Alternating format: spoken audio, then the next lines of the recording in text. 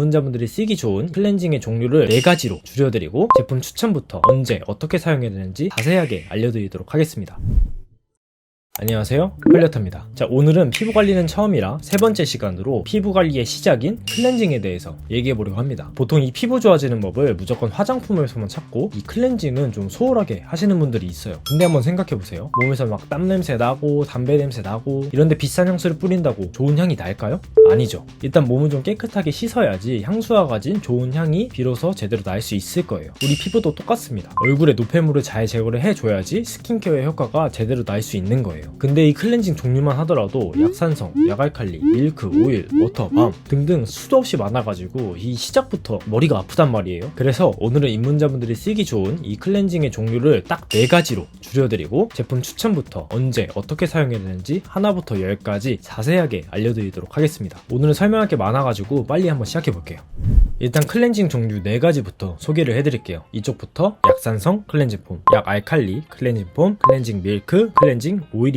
이전 영상에서도 말씀을 드렸지만 다시 복습을 해보자면은 이 밀크와 오일은 1차 세안제라고 해서 세정력이 강한 제품들이고 약산성과 약알칼리 클렌징 폼은 2차 세안제라고 해가지고 세정력이 조금 덜하지만 가볍게 쓰기 좋은 클렌저입니다. 우리는 여기서 최소 2가지 종류는 꼭 갖고 있어야 되는데요. 아침 저녁 데일리로 쓰기 좋은 2차 세안제에서 하나, 피지나 선크림을 확실하게 지워줄 수 있는 1차 세안제에서 하나, 최소 2종류는 꼭 갖고 있으셔야 합니다. 근데 이 4가지 중에서 2개 고르는 건데도 막 어떤 걸 사야 될지 감이 안 잡히시잖아요. 그래서 클렌저를 살 때 가장 중요한 기준인 세정력, 자극 정도 이 2가지 기준을 가지고 종류별로 어떤지 소개를 해드리면서 제품 추천까지 해드리도록 하겠습니다. 자, 먼저 약산성 클렌징 폼부터 설명을 드리자면 세정력은 5점 만점에 2점, 자극 정도는 5점 만점에 1점입니다. 세정력이 약해서 과도한 피지라든지 선크림, 미세먼지와 같은 각종 노폐물을 완벽하게 씻어낼 수는 없어요. 하지만 자는 동안에 생긴 피지라든지 노폐물 정도는 완벽하게 씻어낼 수 있기 때문에 아침에 사용하기 되게 좋습니다. 그리고 자극도 적어서 데일리로 사용하기 좋습니다. 제품 같은 경우에는 에스네이처의 아쿠아라이스 약산성 클렌징 폼을 추천드립니다. 약산성 클렌징 폼의 단점이 거품이 좀 안 나고 뽀득한 사용감이라기보다는 좀 미끌미끌한 사용감이라 거부감이 좀 있는데 이 제품은 거품도 되게 잘 나고 사용 후에도 적당히 촉촉한 느낌이 남아가지고 마무리감이 되게 좋았어요. 그리고 약산성 클렌징 폼 치고 세정력까지 되게 좋았어가지고 추천을 드립니다. 자, 다음은 약알칼리 클렌징 폼입니다. 세정력은 3점, 자극 정도는 2점입니다. 세정력이 약산성보다 높아요. 그래서 과도한 피지도 깔끔하게 세정할 수 있기 때문에 지성분들이 사용하면 되게 좋습니다. 하지만 그만큼 자극 정도도 높아서 매일 사용하게 되면은 우리 피부 장벽이 손상될 수가 있어요. 그렇기 때문에 일주일에 2-3번 정도만 사용해 주시면 되게 좋습니다. 추천 제품 같은 경우에는 브링그린의 티트리시카 트러블 클렌징 폼을 추천드립니다. 가끔 세정력이 너무 강한 제품들은 우리에게 필요한 유분까지 다 가져가가지고 사용 후에 좀 너무 건조하거나 자극이 느껴지는 경우가 있어요. 근데 이 제품은 사용 후에도 건조하거나 자극이 거의 느껴지지 않았고 딱 뽀득뽀득한 그런 느낌만 유지가 돼가지고 되게 좋았습니다. 그리고 피부 진정 성분이 들어가 있다고 하는데 클렌징 하면서 피부 진정까지는 뭐 바르지는 않고 근데 뭐 그만큼 민감한 피부가 사용을 해도 괜찮다라는 말이기 때문에 두루두루 사용하기 좋을 것 같아가지고 추천을 드립니다. 자, 다음은 클렌징 밀크입니다. 세정력은 4점, 자극 정도는 2점입니다. 세정력은 4 정도로 피지, 노폐물뿐만 아니라 선크림까지 깨끗하게 제거를 할 수 있습니다. 그리고 1차 세안제 중에서 이 밀크가 순해가지고 민감한 피부나 오일이 좀 성분적으로 맞지 않는 사람들이 사용하기 되게 좋습니다. 제품 같은 경우에는 메이크프렘 세이프미 릴리프 모이스처 클렌징 밀크 추천드립니다. 클렌징 밀크 하면 떠오르는 가장 대표적인 제품이라고 할 수 있어요. 오일처럼 너무 미끌거리지도 않고 사용 후에도 촉촉한 마무리감이 있어가지고 쓰면서 아주 만족했습니다. 그리고 초미세먼지 임상도 완료를 했다고 하는데 이제 곧 봄이 되면은 미세먼지가 막 기승을 부리잖아요. 그런 거 생각하면은 하나쯤은 구비하셔도 좋을 것 같다고 생각을 해가지고 추천을 드립니다. 마지막으로 클렌징 오일입니다. 세정력은 5점, 자극 정도는 3점입니다. 세정력이 가장 강력해가지고 선크림뿐만 아니라 블랙헤드 제거 그리고 2차 세안제로 이중 세안까지 한다고 하면은 메이크업까지 깔끔하게 지울 수 있습니다. 하지만 이 오일이 세안을 잘못해가지고 트러블을 유발할 수도 있고 그냥 성분적으로 잘 안 맞는 사람이 몇 있어가지고 자극 정도는 좀 높은 편입니다. 추천 제품 같은 경우에는 에스네이처의 아쿠아라이스 클렌징 오일을 추천드립니다. 사실 비플레인의 녹두 클렌징 오일도 되게 좋아가지고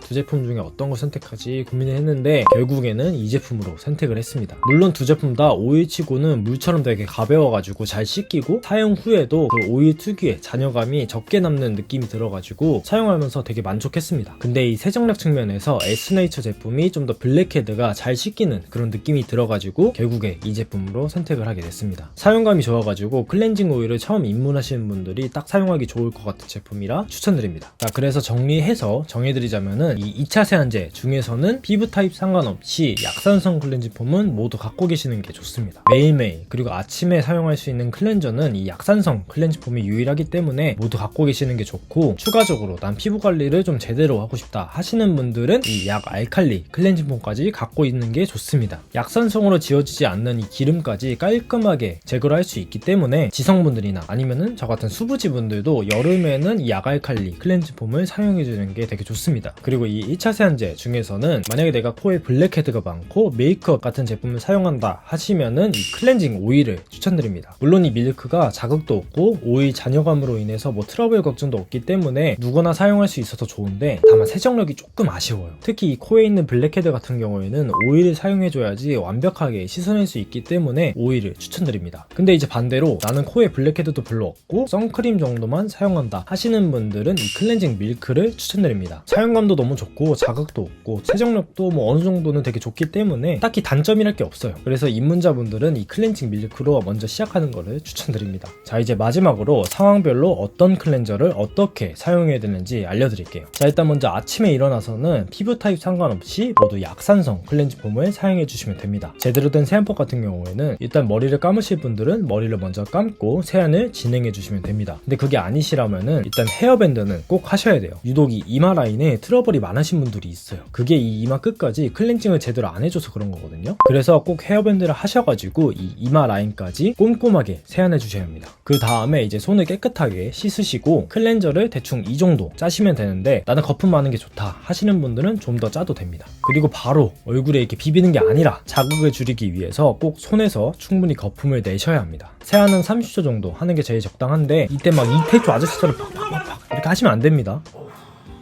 피부에 닿을락말락하게 살살살살 닦아주시고 이제 물로 씻어내면 되는데, 잘 씻어내는 게 정말 중요하거든요. 적어도 20분 정도는 물에 끼얹어 주셔야 합니다. 마지막으로 수건으로 닦아내실 때도 톡톡톡톡 눌러가면서 물기를 닦으시면 됩니다. 자, 그리고 이제 저녁에는 이 1차 세안제를 사용해 주시면 됩니다. 그 이유가 이 선크림은 클렌징 폼만으로는 제대로 지워지지가 않아요. 그리고 선크림을 안 발랐다 하더라도 요즘 미세먼지가 되게 안 좋잖아요. 눈에는 안 보여도 그게 피부에 남으면 다 트러블이 되는 겁니다. 그래서 딥 클렌징을 위해서 밀크를 사용하셔도 좋고 오일을 사용하셔도 좋습니다. 그리고 이제 보통 저녁에는 머리를 감으시거나 샤워를 하시는 분들이 많잖아요. 그래서 이제 세안 순서 같은 경우에는 먼저 1차 세안제로 세안을 해주시고 그 다음에 머리를 감으시거나 샤워를 하신 뒤에 선택적으로 이 2차 세안제를 활용해서 이중 세안을 해주시면 됩니다. 우선 이 밀크와 오일의 사용법 같은 경우에는 아침과 동일하게 헤어밴드를 착용하시고 손을 씻는데, 여기서 중요한 게 손을 꼭 닦아주셔야 돼요. 마른 손, 마른 얼굴에서 시작하셔야 됩니다. 그리고 오일은 5펌프 정도, 밀크는 2펌프 정도 손에 짜주고 손에 힘을 빼고 얼굴에 롤링을 합니다. 총 1분 정도 롤링을 하는데, 이때 피지와 블랙헤드가 많은 코 주위에는 좀 더 집중적으로 롤링을 해줍니다. 그리고 바로 세안을 하는 게 아닙니다. 따뜻한 물을 손에 살짝 묻혀가지고 오일을 녹이는 유화 과정 이런 걸 해주셔야 되는데, 밀크는 이게 필수는 아니에요. 밀크는 이미 유화를 거쳐서 나온 제품이기 때문에 안 하셔도 되는데, 저는 그래도 하면은 이 세안 후에 미끌거리는 느낌이 좀 적어가지고 하기는 합니다. 이거는 뭐 선택하셔가지고 하시면 되고, 일단 이 유화 과정이라는 건 얼굴에 하얀 오일이 대충 다 지워질 때까지 하시면 되고, 마무리로 물로 가볍게 20분 정도 세안을 해주시면 끝입니다. 이중 세안 같은 경우에는 피부에 자극이 갈 수 있어가지고 필수는 아닌데, 머리를 감아서 얼굴에 샴푸가 묻었다 아니면은 내가 평소에 기름이 좀 많다 하시는 분들만 선택해서 해주시면 됩니다. 만약에 하신다고 하면은 이 2차 세안제 중에서 비교적 자극이 적은 약산성 클렌징 폼으로 하시는 거를 추천드립니다.